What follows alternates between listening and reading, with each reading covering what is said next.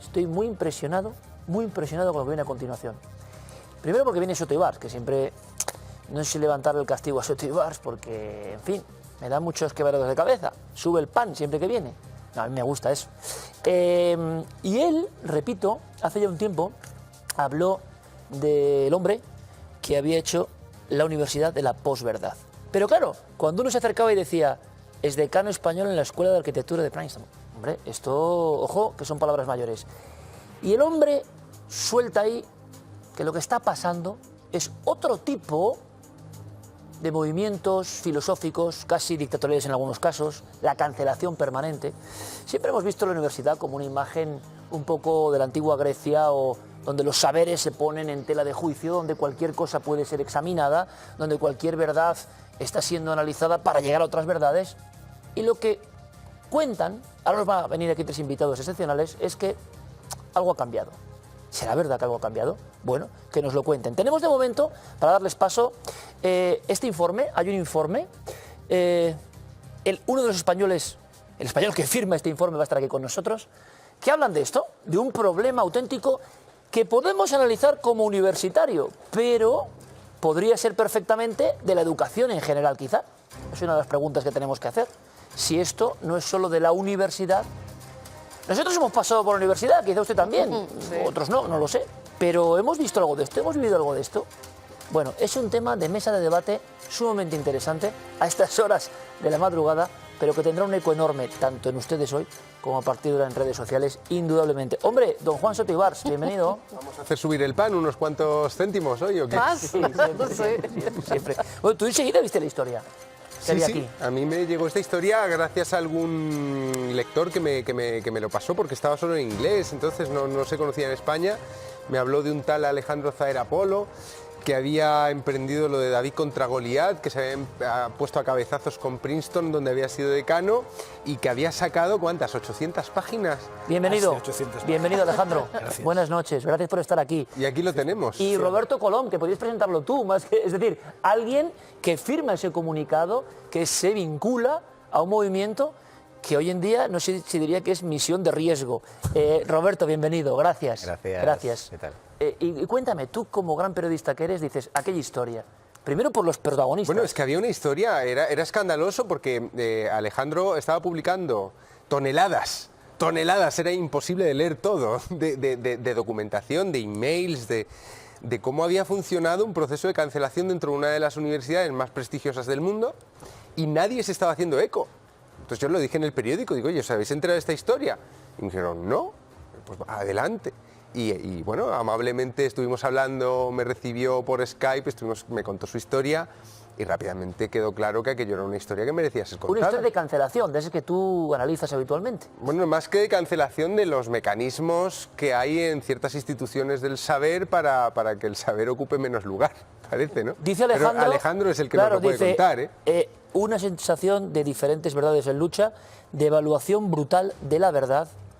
Bueno, tú vives una serie de cosas, creo que hemos tenido pocos ejemplos así, y nos cuentas que la universidad es otra cosa, lo que está siendo otra cosa. No solo en España, que siempre criticamos a España, sino universidades con un renombre impresionante también están cayendo en unas circunstancias que te parecen peligrosas. ¿Cuáles? Bueno, yo de hecho creo que esos problemas ocurren fundamentalmente en las universidades anglosajonas y muy especialmente en las universidades americanas. Bueno, yo tengo una teoría que la cuento al final del libro que tiene que ver con que estas universidades están dentro de la cultura anglosajona, que utiliza lo que una antropóloga americana de los años 50 llamaba la cultura de la culpa, ¿no? Que también la cultura de la culpa está en todas partes hoy en día. Claro, o sea, es como que somos culpables de todo de inmediato. Exactamente, que te educan como mecanismo de control social, te educan para sentirte culpable. Entonces, los americanos se sienten culpables de los negros, de todo, ¿no? Entonces, yo creo que esa es la razón por la que todo ese tipo de de operaciones ocurren fundamentalmente, o yo no sé si ocurren fundamentalmente, supongo que aquí también ocurre. Hombre, ya. si algo pasa en América suele ser universal también, ¿no? Poco a poco, ¿qué? Poco a poco. Y yo diría que irradia desde allí. ¿Tú te has sentido cancelado? ¿Te has sentido...? No, yo, ¿Qué? o sea, es que la historia es más complicada porque es de alguna manera una cancelación, pero no es una cancelación en el sentido convencional ideológico, aunque luego toda una serie de mecanismos que tienen que ver con la discriminación positiva, racial, de género, entran en el proceso. Pero yo creo que la cancelación fundamental, el conflicto, es básicamente un conflicto que tiene que ver con que yo quiero ejercer mis labores conforme a mis creencias y en ejercicio de mi libertad académica, y la Escuela de Arquitectura no me deja, me impone a alguien encima que de alguna manera manipula las tesis de mis... entonces yo me resisto a eso y yo creo que es el conflicto ideológico tiene que ver fundamentalmente, yo creo que con la negación casi de la ciencia. O sea, yo soy un cientificista, si se puede llamar de alguna manera, y la Escuela de Arquitectura de Princeton es una escuela que es de entrada de humanidades, pero que está absolutamente tomada por la teoría cultural. Entonces, esa teoría cultural se impone en este caso, sobre mis alumnos de tesis. Entonces yo me rebelo, defiendo mi libertad académica, y entonces la cosa va elevándose y llega un momento en el que yo ya me doy cuenta que la única salida va a ser que me echen, y entonces me dedico a grabarlo todo. A hacer un registro. Y a darte cuenta de lo que ocurre en la Universidad Americana, donde hay ciertas pautas. Roberto, y ahora podemos debatir en cualquier momento, firma esta especie de comunicado que hoy nos dice Roberto, catedrático en Psicología Diferencial, Universidad Autónoma de Madrid. Algo está ocurriendo para que haya comunicados así, porque siempre hemos pensado que la universidad es un sitio de libertad, de puesta en intercambio de ideas, de aprendizaje permanente. ¿Qué ha cambiado entonces? Sobre el papel y sobre el mural es así, está clarísimo. Qué bonito el mural, ¿eh? Efectivamente, pero estoy muy de acuerdo con el análisis que ha hecho Alejandro, en el sentido de que es fundamentalmente un problema de los sajones. Es verdad que aquí tenemos subordinación cultural y por tanto nos salpica, como acertadamente señalabas, ¿no? Pero aquí se atenúa el efecto, no es tan fuerte como en el mundo anglosajón. ¿Podríais contarnos ejemplos, Roberto? ¿Podríais contarnos? Es decir, Sí. para que nos hagamos una idea de Sí. por qué es muy difícil y por qué tenéis que, algunos académicos, es decir, un poco libertad. Si dices, ostras, ¿qué está ocurriendo para que unos académicos pidan libertad? Bueno, pues En mira, la Casa de la Libertad. Sí, efectivamente. En mi propia universidad ha habido algún episodio de cancelación, ¿no? Por ejemplo, el profesor Pablo de Lora, hablando del tema que siempre es muy delicado del género, del sexo y tal, ¿no? Pues sufrió acoso a la hora de hacer una intervención pública, muy moderada, muy ponderada, pero fue cancelado a su intervención, ¿no? Un profesor judío en 2016, también en mi universidad, por el mero hecho de ser judío, no le dejaron hablar, iba a hablar de educación, un programa de educación y tal, ¿no? Invitado por 2 compañeros míos en la facultad, y tampoco pudo hablar porque era judío, simplemente era el motivo. Acusado de sionista o algo Exactamente, ¿no? Y hay más casos. Uno muy reciente que ha ocurrido en Palma de Mallorca es de unos profesores de la Universidad de Oviedo que han publicado un libro que seguramente os suena, que es Nadie nace en un cuerpo equivocado, ¿no? Pues también ha habido un follón espectacular, cuando el libro es muy ponderado, es muy matizado. Bueno, y sobre todo, Roberto y Alejandro, Juan, Carmen, que la universidad nos han enseñado que todo está para desarrollarse, idear, debatir, filosofar. Digo yo. Sí, a mí hay una cosa que me gustaría insistir, en la que me gustaría insistir, que es que la universidad, dices, la universidad es la casa de la libertad, pero la universidad es fundamentalmente la casa de la verdad. O sea, el lema de Harvard es Veritas, Sí. el lema de Yale es Lux et Veritas. Princeton, en la primera línea de sus estatutos, dice: el propósito de la universidad es la búsqueda de la verdad. ¿Y en qué proceso empieza eso a quebrarse o empieza el problema? Entra la posmodernidad. Exactamente. Es el momento en el que, se pone en cuestión el dogma moderno, democrático, internacional, y empiezan a aparecer las diferencias. Las diferencias, yo cuando veía tu currículum, decía: hombre, a lo mejor nos puede contar algo sobre las diferencias, ¿no? Sí. Porque las diferencias es lo que aparece en los años 70, en el posmodernismo, y las universidades llevan 30 años o 40 años nutriendo esa idea de la diferencia. Y entonces, claro, hoy hay una verdad rusa que caza nazis en Ucrania y que hay que respetar porque es la verdad rusa, y hay otra verdad que es la de Trump, y hay otra verdad que es la de...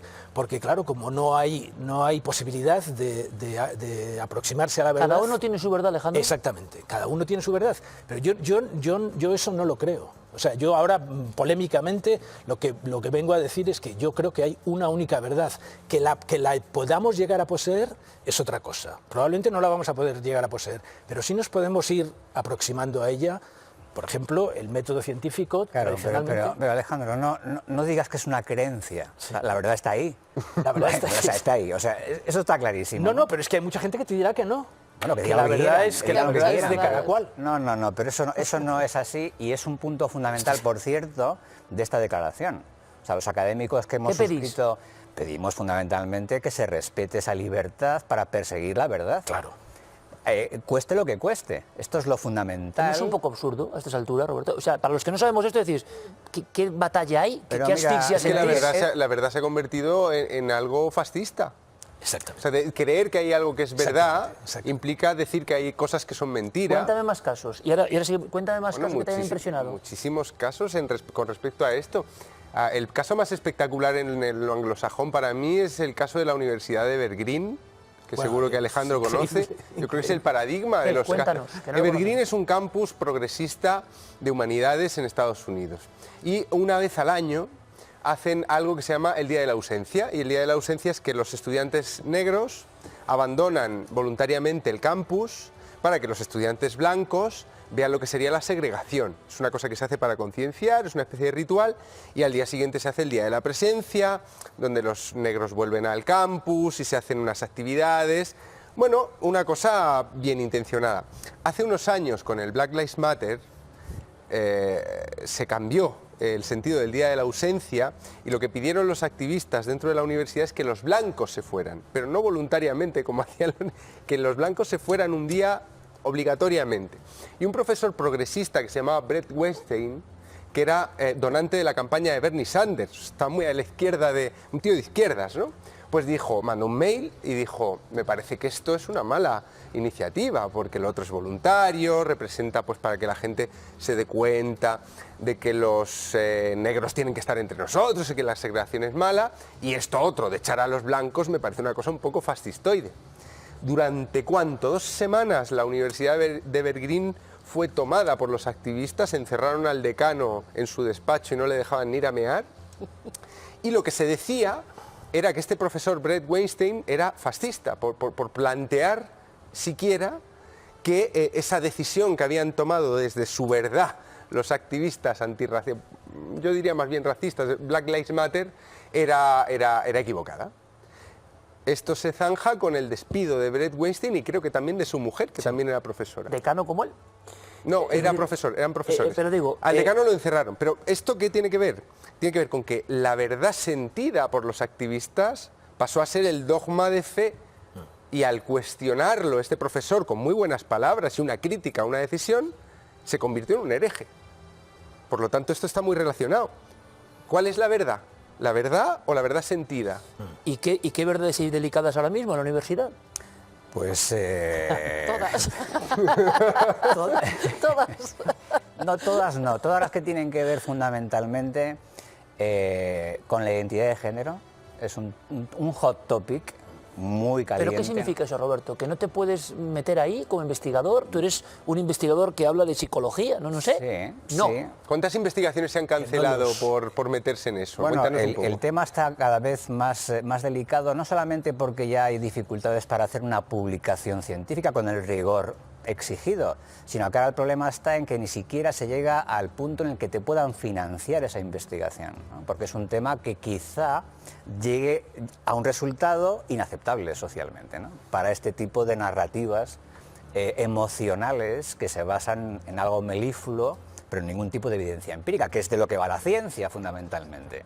En proyectos científicos que Sí. buscan unos elementos concretos, están pudiendo ciertas ideologías y movimientos, con todo el respeto, oye, pero ¿por qué? Porque es mala prensa meterse ahí, de todas formas. Hemos hablado muchas veces, Juan, y tú eres un experto en eso, en cuántas empresas, compañías, instituciones, bueno, prefieren ni por asomo verse implicados en cualquier mínima, pequeña arista que vaya en contra de la corriente que en ese momento, luego dentro de unos años veremos, y después sea mayoritaria, ¿no? Pero Es decir, hay tabúes total. La disciplina de la psicología, distintas disciplinas dentro de la psicología es especialmente grave, Sí, porque claro. hay algo que es la biología y hay algo que es la cultura.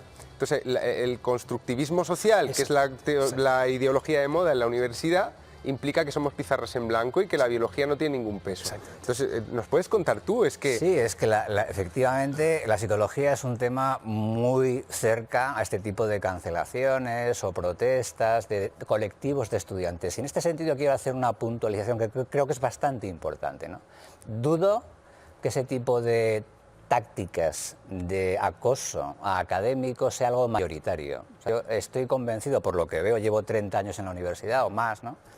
Y estoy convencido de que la mayor parte de la gente que está en la universidad está para aprender cosas y le encanta la libertad, para expresarse y para escuchar, para discutir, para debatir, ¿no? Pero hay una minoría muy ruidosa que se impone al resto y que les acoquina, vamos a decirlo así, ¿no? Se impone al resto porque el resto no estoy de tiene acuerdo, miedo. pero no digo nada por si acaso me retratan en No es un una símil película. esto, compañeros, de lo que pasa en las redes sociales con muchas personas. De lo que que pasa se en la utilizan las sociedad. redes sociales, claro. No, no Es me lo que meto pasa en aquí, nuestra sociedad borro hoy el en día. mensaje porque soy un tío célebre, una tía célebre. Bueno, y en los medios de me van a- comunicación. En los medios de comunicación hay ciertos temas que si los tocas ya sabes lo que te va a pasar. Sí, pero- Que vas a sufrir una campaña en redes que te van a poner de fascista para arriba, A mí, ¿no? sin embargo, me encanta. Bueno, pues me parece muy bien. No sé. Pero hay personas que no quieren Me meterse parece en los líos genial, que te oye, es la metes tú. libertad, precisamente. Pero en publicaciones académicas es mucho más grave. Claro. En revistas Ya, y científicas... es que no hablamos de Claro, periodismo. y puede perjudicar seriamente la A carrera estudios académica concretos. y de los jóvenes. Hay jóvenes que están yendo de la universidad, jóvenes muy brillantes, que se van de la universidad porque se dan cuenta que lo que quieren investigar no van a poder llevarlo a cabo. Entonces, directamente está estamos perdiendo pasando. capital humano. Claramente, estamos perdiendo capital humano. Señores, ¿desde cuándo está pasando esto? Es decir, ¿habéis vivido en una universidad que no era así y que de repente empieza a cambiar?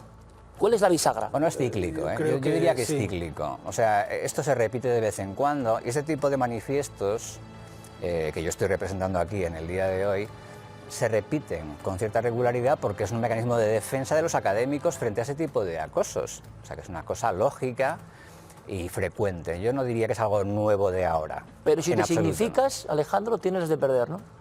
Si te significas, clarísimamente, pero no solamente tienes las que... O sea, por ejemplo, hay una cosa que ocurre con las...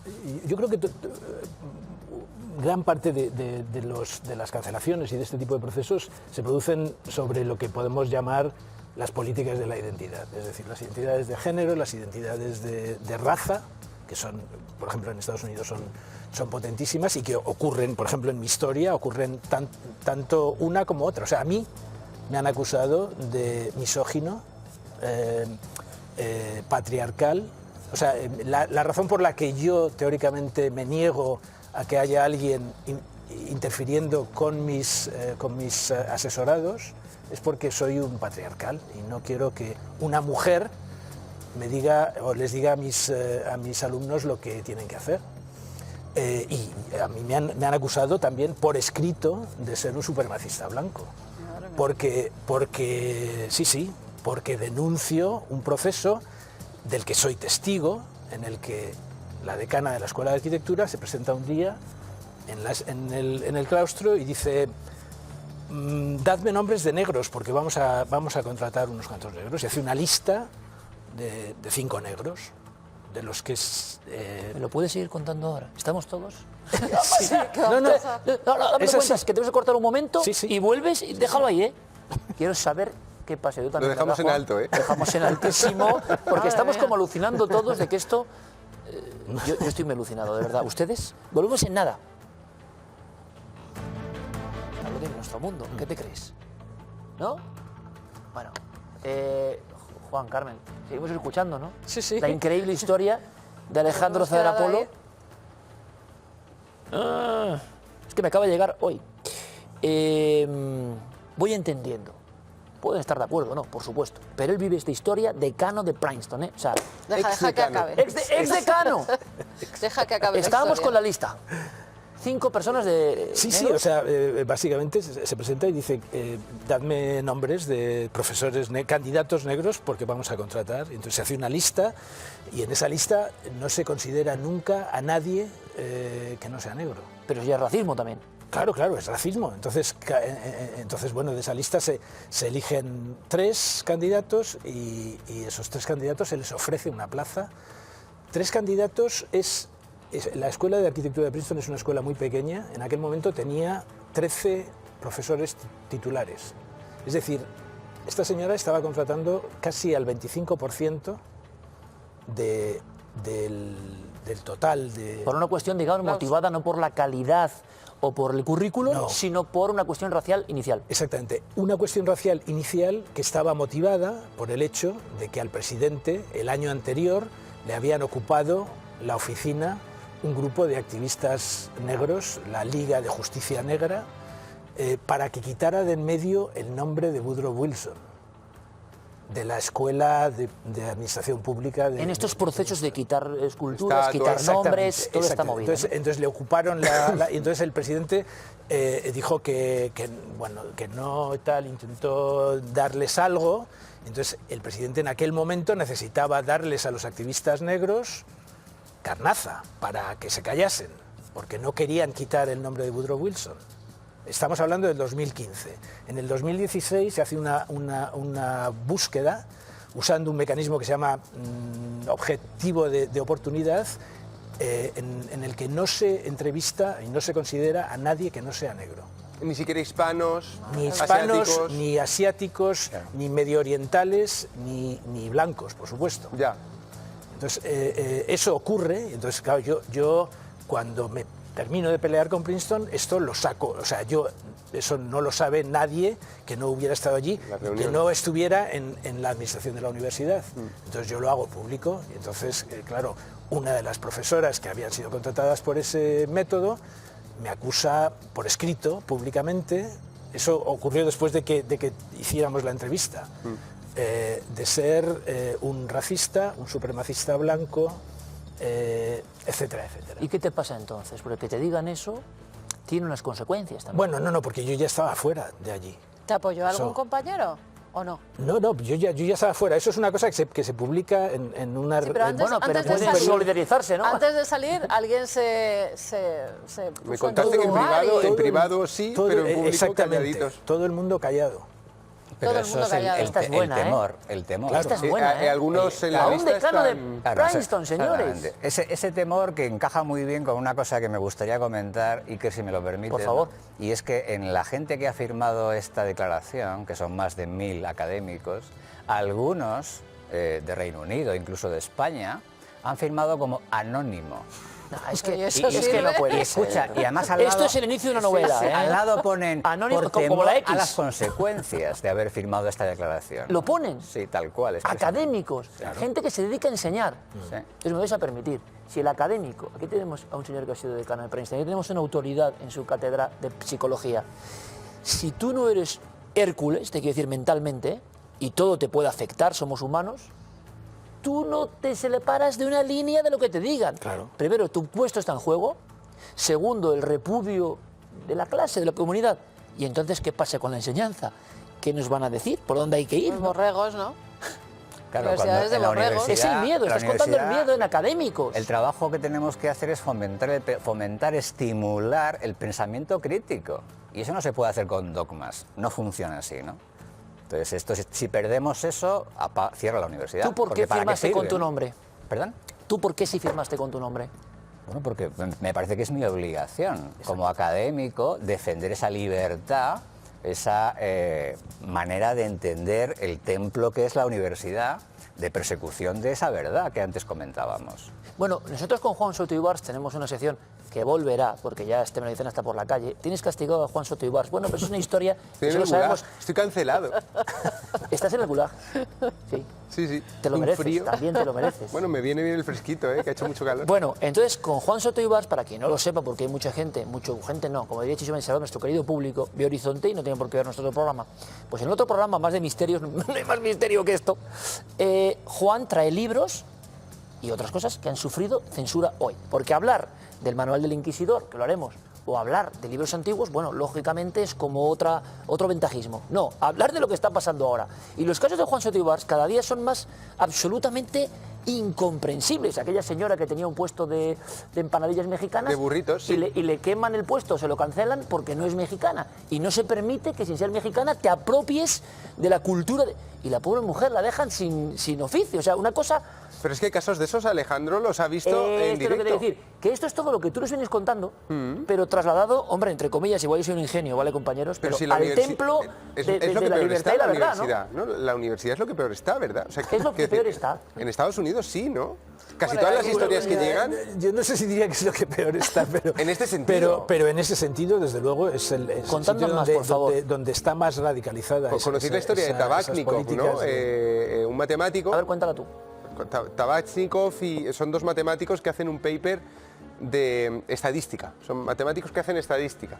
Y se les ha ocurrido, como son matemáticos y no se enteran de estas cosas, no se les ocurre otra cosa que hacer un trabajo de estadística sobre las preferencias de los sexos.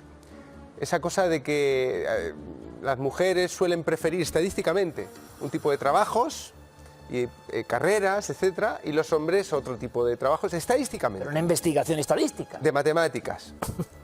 ¿Y? Consiguen pasar la revisión por pares de una revista de matemáticas muy prestigiosa, de estas que tienes que pasar y pasan la revisión porque el trabajo matemático es impecable, hasta que llega a oídos de un grupo de mujeres feministas por las mujeres en matemáticas, no sé qué, esta investigación.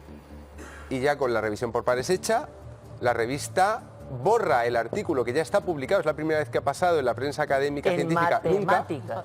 en matemáticas. O sea, en lugar de lo que se hace a veces pasa que se publica un artículo científico y después hay otra investigación que lo desmiente. Entonces lo que se hace es publicar los dos. El primero y Claro, pues lo que pero- se hace por primera vez en la historia, leí yo, de la prensa científica es borrarlo de la revista. Pero Juan, eran matemáticos, pero tocaban un tema que tenía que ver con preferencias, en este caso, de ellos y de ellas, ¿no? Y esto ya es otra cuestión. ¿Qué es lo que haces tú? Ya nos metemos en un terreno pantanoso, ¿no? Claro. Os recuerdo, esto es un caso ya antiguo, pero fue muy sonado, el caso del rector de la Universidad de Harvard, Larry Summers, que tuvo que dimitir, le obligaron a dimitir, Sí, sí. porque le preguntaron, oye, ¿usted por qué cree que no hay tantas mujeres como cabría esperar en ingeniería, ciencias, matemáticas? Y dio tres hipótesis, no una, tres, ¿no? Una de ellas sugería que podía haber alguna explicación biológica, anatema, se acabó. Y entonces le presionaron de una manera que tuvo que dimitir como rector de Harvard, ¿no? Y no lo menciones, no se te ocurre mencionarle a Larry Summers en la Academia Americana. O sea, te quiero decir, ya no que es es un- Intocable. que cuéntese, que pase este caso de un rector, que al final veremos qué presiones son esas, hasta qué punto son inaguantables, porque un tipo como un rector de Harvard, me imagino que tiene un poco de regaños también, ¿no? No le van a venir a bailar el agua. Sí, y sin instituciones embargo, son muy cobardes. por eso, pero sin embargo, Instituciones son muy cobardes. dimite o se marcha. Bien, eso ha ocurrido en otros casos. Tú nos has contado casos de personas El del que han ingeniero de tenido que- Google, James Damore, que presentó un paper En la misma línea en que la misma Summers, ¿no? línea y lo echaron de Google. Sí. Y Google le había invitado a participar en esa discusión. Google dijo, oye, hay muy pocas mujeres en ingeniería, vosotros que sois genios que trabajáis aquí, a ver, lanzad hipótesis. Y el pobre James Damore presentó un paper que mandó en el correo interno en ese debate, y cuando este paper se leyó por determinadas personas en Google, lo despidieron. Entonces, Alejandro, Roberto, cuando tú vas a hacer un trabajo ahora, del ámbito que sea, arquitectura, cerebro humano, fíjate qué mundos,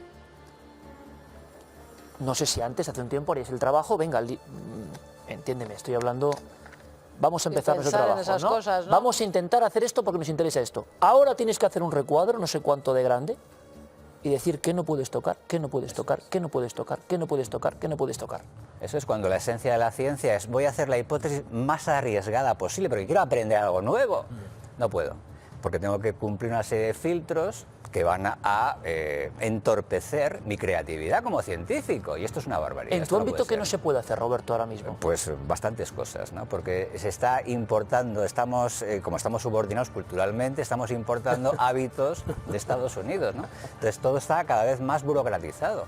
Entonces hay que justificar por qué los autores firman un artículo y no hay un 50%, por ejemplo, de representatividad de ambos sexos y cosas así, ¿no? O al pedir un proyecto, por ejemplo, también ocurre esto, ¿no? ¿Cuántos hombres hay? ¿Cuántas mujeres hay? O sea, Pero vamos a esto- ver, es como si miran esta mesa de esta noche. Sí, eso te iba a decir, Por nos van a ejemplo. poner a caldo. Vamos a cancelar el programa, pero oiga, usted... Pero está- no solo esta, que has tenido todas con hombres y solo yo de mujer. Claro. Y encima soy tu mujer, ¿Y toma qué ya. pasa? Pero te quiero decir, mi criterio como periodista, igual me estoy metiendo aquí en... Pero bueno, En es, camisa de once yo varas, traeré a la gente que me parece interesante, porque precisamente yo no le doy mucha importancia a ser mujer o hombre, que me parece que es la mayor justicia que hay, ¿no? Que sea interesante lo que me cuenta. Como En si el- es todo hombres durante 7 meses, O y si sois es todo blanco, o mujeres si es durante tal. negro, o si Claro, es- o si es de la raza que sea. En el La caso raza de que la sea. Universidad Española hubo un caso reciente de cancelación muy poco difundido por la prensa. Yo lo saco en el libro este del último. A ver, ¿cómo se llama, Juan? Nadie se va a reír. Lo hablaremos, Lo porque hablaremos es pronto. terrorífico. Terrorífico. Terrorífico. Pues ahí menciono este caso que no se supo. La Universidad de Santiago lleva 60 años haciendo unas jornadas de filosofía joven, ¿vale? ¿Cómo se seleccionan los ponentes de estas jornadas? Por revisión ciega de los proyectos. Se manda el artículo, lo que se quiere hablar, y anónimamente, pues un comité lee y decide los más interesantes. ¿Qué pasa? Que de ahí sale un número que no es paritario. ¿Y? Pero nadie, los que están leyendo los proyectos no saben el sexo, simplemente sale un número que no Claro, es paritario. catalogan la calidad del trabajo. Bueno, pues se produjo hace 3 años, en 2019 creo que fue, se produjo una inmensa campaña de cancelación contra este congreso que obligó al congreso a poner mujeres a dedo.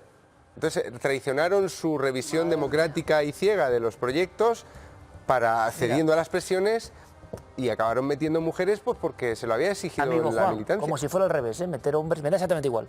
Este tema que hemos tocado aquí entre amigos y que puede parecer, bueno, pues es una reflexión que dará para mucho más. Os iba a pedir consejos, fíjate, consejos para otros académicos o otros estudiantes que os estén viendo. Quizá lo hagamos otro día, porque apenas tenemos ya tiempo por desgracia, pero 2 personas tan significadas, ¿qué les pueden decir, no? ¿Qué hay que hacer? Me lo podéis decir en 10 segundos, no tener miedo. Hay mucha gente que os está viendo. Fundamentalmente yo creo que lo que hay que hacer es hablar, es decir, es pronunciarse. No quedarse callado, no participar de esa especie de dinámica de pensamiento grupal que Atemoriza a esa gran mayoría que quiere aprender. Que quiere aprender o que quiere investigar o que quiere hablar o que Roberto. quiere Y yo, manifestarse. en 10 segundos muy fácil. Mi recomendación clarísima es que la gente senior como yo, los académicos senior como yo, se pongan a decir lo que tienen que decir, que sean asertivos y que defiendan, y esto es muy importante, a los jóvenes. No podemos dejarles a los pies de los caballos. Roberto, Alejandro, muchísima suerte. Me encantaría contar con vosotros en más ocasiones para ir hablando de cómo está el patio, porque esto es gradual, ¿no? Muchísimas gracias, mucho éxito. Gracias de verdad los dos. Muchísimas gracias. Juan, te veo pronto, ¿vale? Nos vemos. Es tremendo lo que Cuando está me pasando saques en el del mundo. gulag. Exacto, eso te costará. Ahora mismo andas en Tunguska, en la taiga. Carmen, ¿sabes lo que te digo? Aquí con los amigos. A mí me parece uno de los temas clave. Podrá interpretar, tener más eco, menos, me da igual. Que académicos en Estados Unidos y en España te estén hablando de que se están atacando las libertades fundamentales es brutal, porque esto tiene influencia en todo. Tanto hablar del futuro y tal, y el planeta, que sí, muy importante. Mira, solo Y la una libertad cosa mental, que es importante. para acabar con un dato positivo. Yo hoy he estado dando unos premios Sí. de innovación en Madrid y había tanta gente joven, válida, creando unos proyectos para una mejor sociedad, que también hay que darles Sí, señor. ese punto de, oye, vamos a pensar en esos jóvenes que también innovan, que no se quedan solo en lo que dicen. Porque como dice Roberto, es la inmensa mayoría, pero silenciada. Miedo ninguno, no hay que tenerlo. Señores, hasta dentro de 7 días.